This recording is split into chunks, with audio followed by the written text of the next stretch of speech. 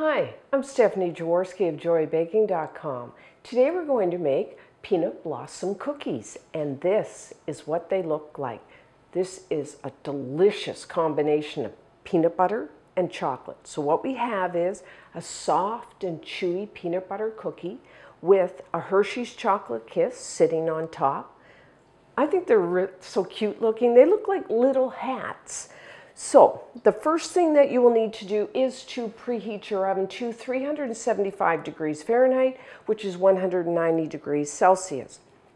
And then to make our batter, if you have a stand mixer like I have here, use your paddle attachment. You could use a hand mixer, or really we're just kind of mixing all the ingredients together, so you just use a large bowl with a wooden spoon.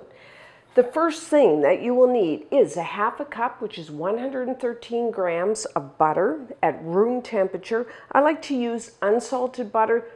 I like the flavor, and that way I can control the amount of salt in the recipe. But if you have a favorite salted butter, then go ahead and use that. So I'm just going to put that right in there. I'm just going to beat that just on low speed, just until it's nice and smooth.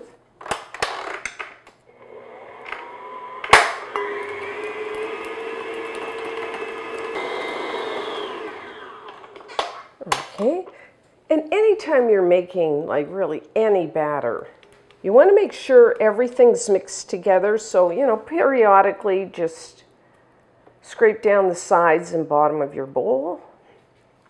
So now, of course, we're making a peanut butter cookie. We need some peanut butter. You will need 3/4 of a cup, which is 185 grams of peanut butter. My preference is the smooth. I know some people like the chunky, which is just smooth with little pieces of peanuts in it. So either one. Now, peanut butter, if you can see, this is what my peanut butter looks like, is just roasted peanuts that are ground, and then you have some salt, you have a sweetener, and then there is two types. Mine has a stabilizer in it. There's another type that's called old-fashioned or natural peanut butter. That doesn't contain a stabilizer, and how you know is because in the jar, the peanut butter kind of separates, and you'll have to stir it before you measure it out. You can use either type here, but just so you know, there is a difference. So next, I'm going to add 1/3 of a cup, which is 65 grams of light brown sugar. If you use a measuring cup, make sure you pat that brown sugar down because it's soft. And then you will need 1/3 of a cup, 65 grams of granulated white sugar. And then for flavoring, I'm adding 1 teaspoon, 4 grams of pure vanilla extract.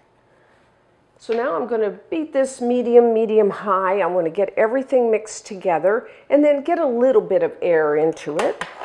So, you know, maybe a minute or two.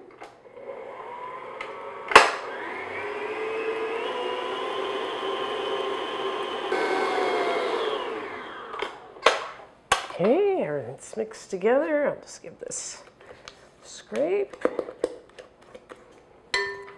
So now I'm going to add 1 large egg, have that at room temperature, and 1 large egg is 50 grams out of the shell, and I'll just beat that in.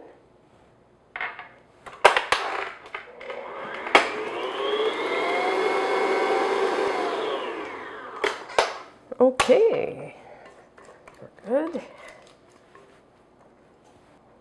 And last, we have our dry ingredients in a separate bowl. I have 1½ cups, which is 195 grams of all-purpose flour, plain flour. To that, 1 teaspoon, 4 grams of baking soda, and just 1/4 teaspoon, 1 gram. I'm using a fine kosher salt. You could just use table salt. And if you did use salted butter, I would just leave out that salt. There it is. I'm just whisking it to make sure that especially that baking soda gets all mixed in. You could use a fork, your fingers. And I'm just going to dump that in. Now I'm going to start the mixer on low speed because I don't want that flour coming up in my face. And we're just going to beat it until it's all mixed together.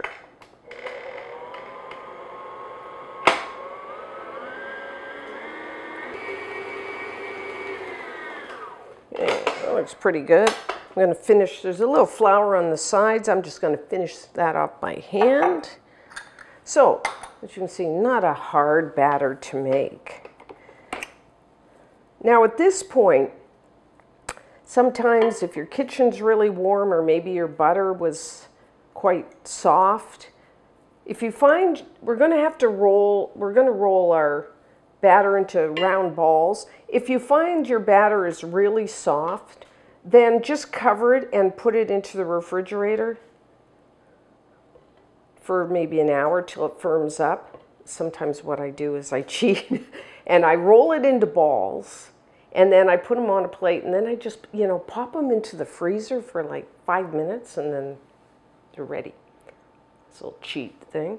And really, if you didn't want to bake off all your cookies like today, you could just bake some of them off and then just keep your batter in the refrigerator and then bake them off like tomorrow. A couple days would be fine in the fridge. Because I know sometimes you go, it's a lot of cookies.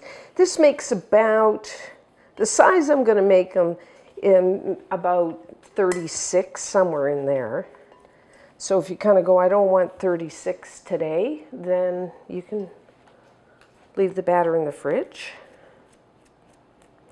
So now, I like, not a small cookie. So I'm using about 1 tablespoon of batter. So 1 tablespoon, you could use a tablespoon. You could use a cookie scoop. This is 1 tablespoon. Or if you want to use a scale to measure, it's 20 grams for each little round ball. So there's a little bit. The important thing is, anytime you're making any kind of cookie, is that every cookie is, the same size so that it will bake in the same amount of time. That's the important thing. So, I got one here. I'm just going to roll it into a round ball like so and just put it on the cookie sheet. So I'm going to put 12 on here, space them out because they do spread. Not a lot, but a little bit. Okay, my last one. There we have it. So we are not putting the Hershey Chocolate Kisses on the cookies now. We're going to actually put them on after they're baked. So while they're baking, if you don't know, Hershey Chocolate Kisses come individually wrapped. So what you need to do while your cookies are baking, if you have kids, maybe they would like to do this. You just unwrap them.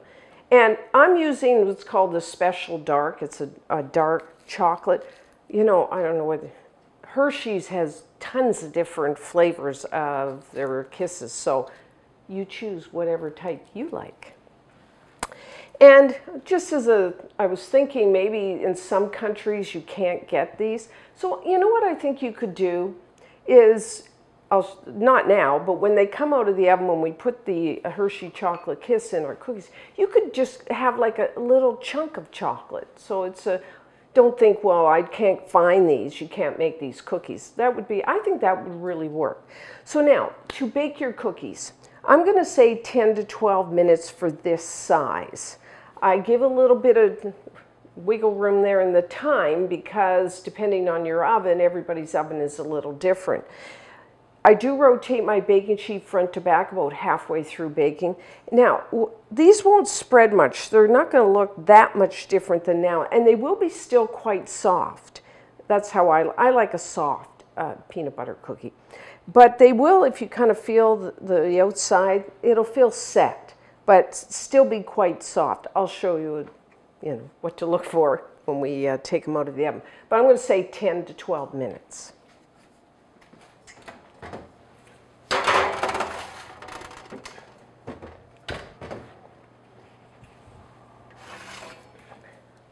Okay, so our peanut butter cookies are done, and this is what they look like. See, they didn't spread that much. They did crack. If I kind of feel them, they're set, but really soft. Now, I'll just say before we start with the Hershey Kisses, I forgot to say, which I guess it's obvious, you want a baking sheet, and I line my baking sheet with parchment paper. If you don't have parchment paper, you could just lightly butter it or spray it with a non-stick cooking spray. So now, right when they come out of the oven, we are going to take our Hershey's Kisses, or like I said, I think you could just take a little chunk of chocolate, and then you want to put it into the center, like say that, and then press down enough so the cookie's going to start to crack, and you want to push it down enough so that as they cool down, you know, you don't have a little, your kiss doesn't kind of be lopsided. So you want to do that right away to all of them. And then, once you do that, we want to let them cool. You can transfer them with a spatula over to a wire rack to finish cooling. You want them to cool down probably to room temperature so that that Hershey Kiss, because once we put it in, it's going to get all soft. So we want it to firm up again, unless you like a warm cookie and you like the Hershey's Chocolate Kiss to kind of melt in your mouth. Then you could eat them almost right away. So that's what we're going to do. So I will be right back. Okay, so let's try one. Still a little warm. I'm just going to eat the cookie part right now because that's what we baked. Whoop.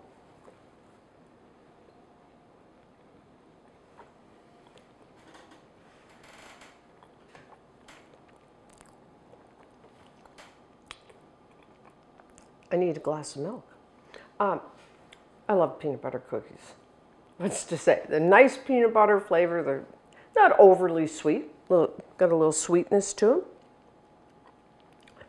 They're soft, a little chewy. Really good. Add a little chocolate to that and you're set. Now, if you can probably store these quite a few days. You could freeze them if you wanted. Like I said, if you don't want to bake all the cookies off today, you could put the batter into the refrigerator for a couple days and bake them off when maybe the kids are on the way home from school and you want nice fresh cookies for them. Now, if you are a chocolate lover, like a real chocolate lover, I do have a chocolate peanut blossom cookie. So I added some cocoa powder to the cookie batter, some unsweetened cocoa powder. So you have the chocolate in the cookie and you have the chocolate on top. Wonderful combination, I think. So you can go to our joyabaking.com YouTube channel to get all our recipes. Another way to do it is to go to joyabaking.com, our website. The thing about the website is we have it all broken down by category. So if you want to find out all our cookie recipes, you click on the cookie recipes, it goes there. You have all the pictures with a little description. You just click on whatever one you want. And then you have a big picture of, say this. You click on it. It goes to our YouTube channel so you can watch the video. I have a head note there. I have the written recipe and I have a link to the printer-friendly page. So it's kind of a one-stop shop because I know a lot of people watch the video, and even though I give all the ingredients, the amounts, some people want the written recipe, and that way if you just go to the site, it's just all there for you. So, and then you might, like I said, want to check out that chocolate peanut blossom cookie. Also, some people are saying they have subscribed to the site, but they are not getting notified because we put out a new video almost every Thursday and they're not getting notified. If that is the case, if you go to the YouTube channel, there's a subscriber button that you push, but there's also beside that a little bell. Just push that, and I know it's a little more work, but it just makes sure that you will, that is to make sure you absolutely will get notified when a new video comes out. So check everything out and you must try these. And until next time, I'm Stephanie Jaworski of joyabaking.com.